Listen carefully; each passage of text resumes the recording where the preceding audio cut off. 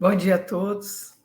Nesse momento em que nós comemoramos a conscientização do autismo, que vem inclusive em muito boa hora, nós gostaríamos de fazer aqui algumas observações que são da maior importância.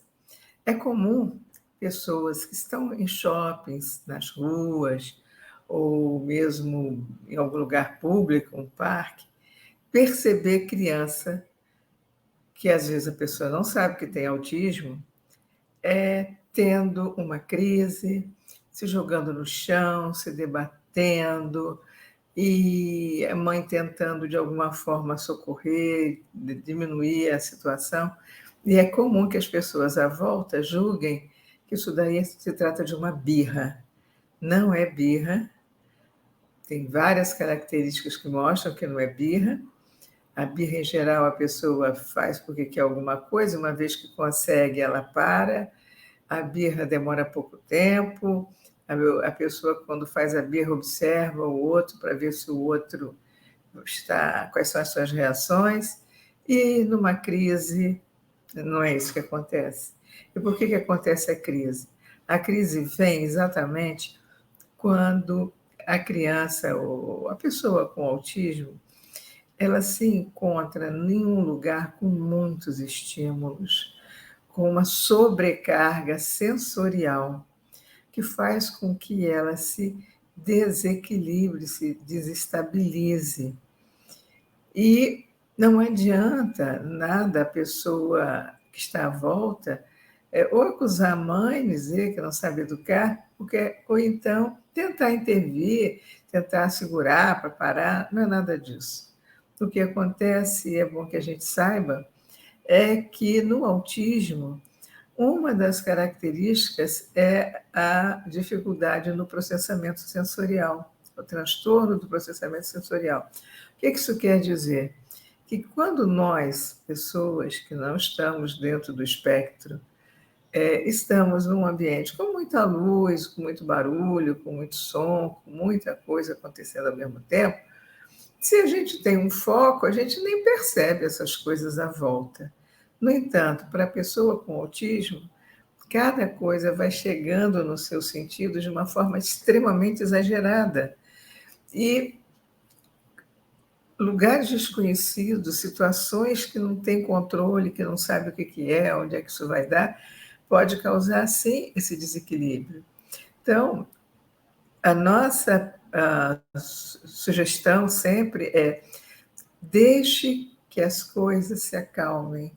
Se for possível, essa mãe ou esse pai, essa pessoa que está com a criança, vai levar para um lugar sereno, tranquilo, sem que as pessoas à volta comecem a dar muito palpite, a falar muito, porque só piora.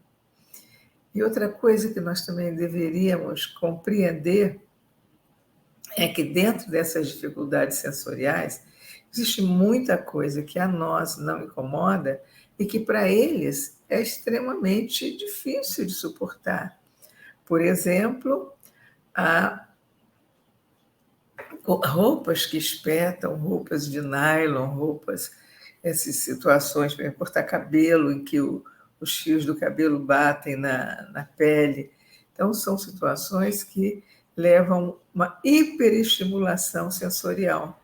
E coisas que para uma criança neurotípica não faz a diferença, para uma criança que tem, ou para uma pessoa, um jovem, um adulto, que tem o transtorno do espectro do autismo, vai fazer diferença. E um outro ponto também muito importante que a gente deveria saber é a questão da comunicação. Sabemos que muitos não conseguem se comunicar.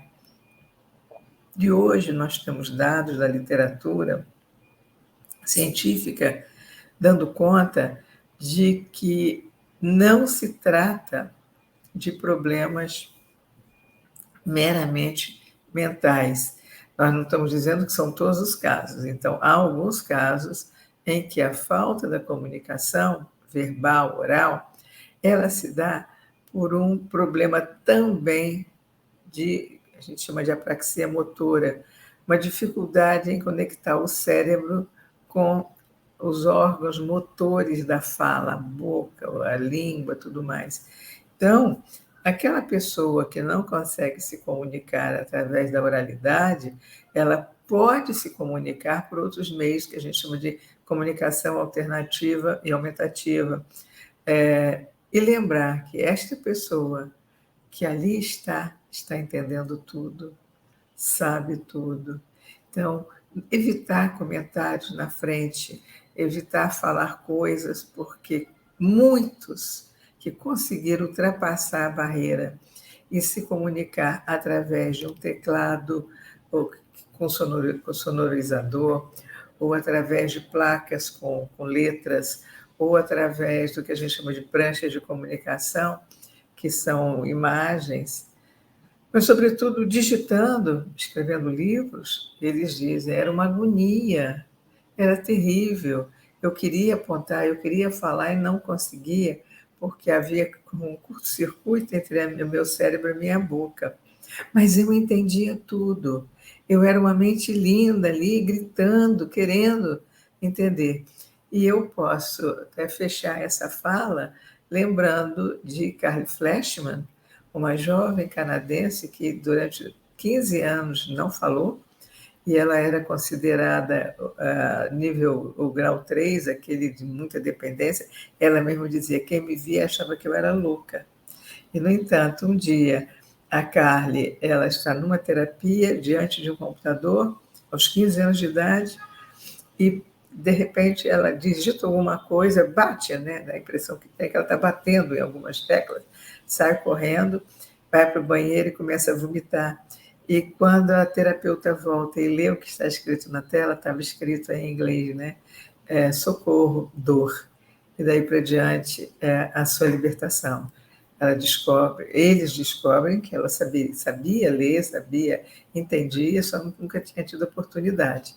Daí para diante passou a fazer até programa no Facebook, o programa foi entrevistada, tinha programa de entrevista, ela digitava, tinha o sonorizador de voz, tinha o conversor de voz, de texto em voz, e depois ela clicava e já saía a pergunta.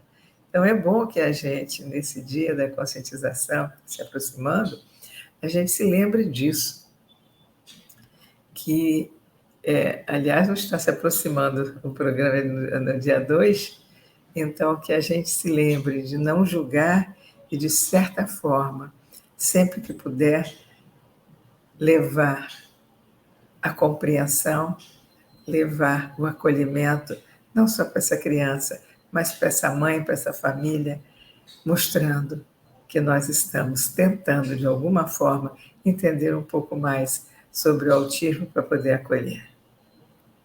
Muito obrigada, muita paz a todos.